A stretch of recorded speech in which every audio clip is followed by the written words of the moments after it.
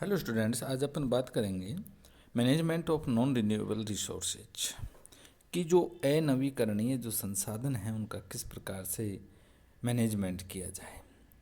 मुख्य रूप से जो नॉन रिन्यूएबल जो रिसोर्सेज हैं उनमें वाटर, सॉइल, मिनरल्स और एनर्जी रिसोर्सेज हैं। इनमें अपन सबसे पहले water resources and it's management की बात करेंगे। और अपन देखते हैं कि जो जल ही जीवन है, अपन सुनते हैं, और जल प्रकृति की एक अमूल्य निधि है।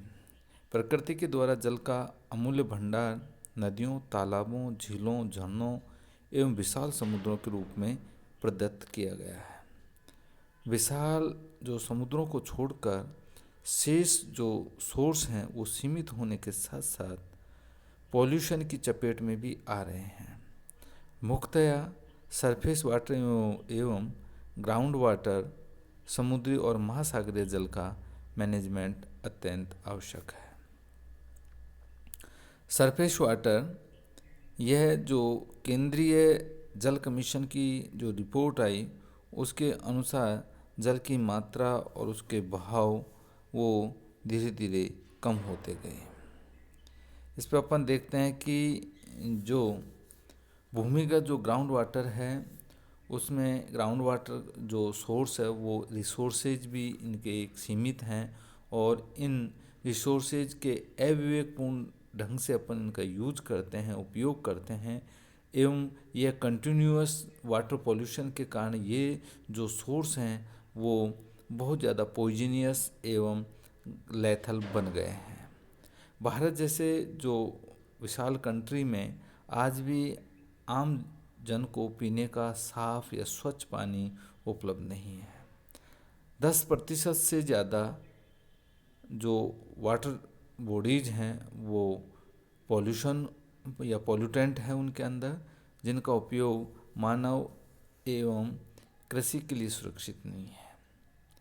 पिछले दशकों की बात करें तो अपन देखते हैं कि जल संरक्षण को रोकने हेतु प्रभावी कानून बनाए गए हैं, और गंगा को पॉल्यूशन से फ्री करने के लिए गंगा पॉल्यूशन कंट्रोल प्राधिकरण जो अथॉरिटी है उसका गठन किया गया।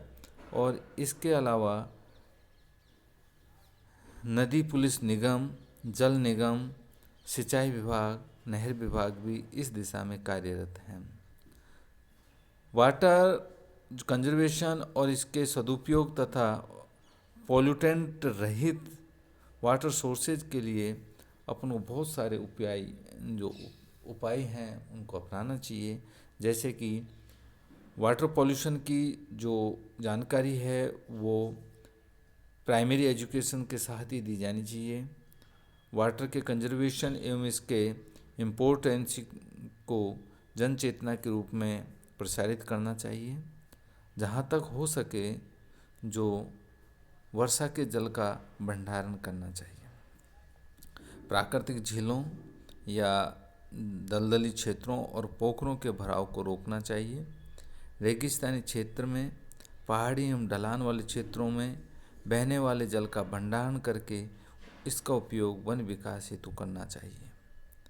महानगरों से निकलने वाले इम्प्योर वाटर को नदियों में छोड़ने से पहले इनका ट्रीटमेंट किया जाना चाहिए।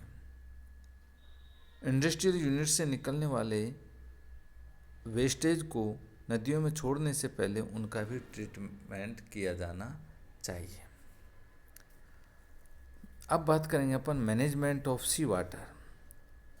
अपन देखते हैं कि सी वाटर का मैनेजमेंट कोई आसान कार्य नहीं है, क्योंकि ये बहुत ही विशाल भौगोलिक क्षेत्र में फैले हुए रहते हैं एवं इनका कोई निश्चित सीमा नहीं होने के कारण किसी अकेले देश के द्वारा इनका मैनेजमेंट बहुत ही कठिन है।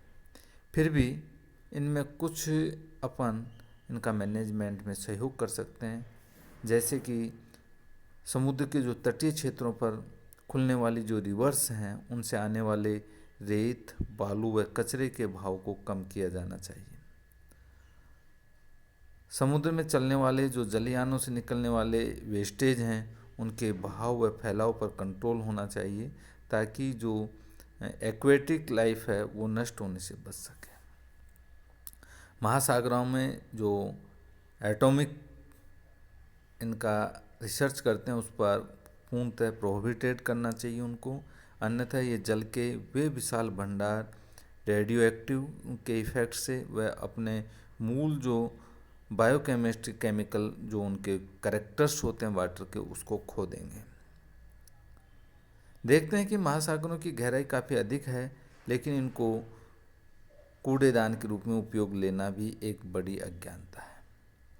यह जो सी होते हैं उनके निकट जो इंडस्ट्रियल यूनिट होती हैं उनकी स्थापना पर पूर्णतः प्रोहिबिटेड करना चाहिए, उनको प्रतिबंध लगा देना चाहिए।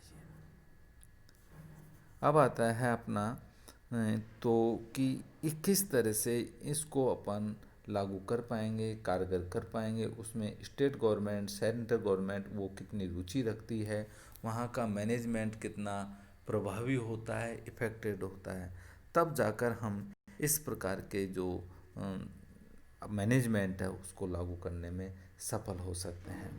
अन्यथा हम दिन प्रतिदिन इनको अपन समाप्ति की ओर ले जाएंगे, या इनके जो मूल जो गुण हैं उनके वो अपने मौलिकता को खो देंगे, और उनके कारण इनकी एक बड़ी समस्या बनती रहेगी, जिससे कि हमारी आगामी जनरेशनों को भी उसका नुकसान उठाना पड़ेगा।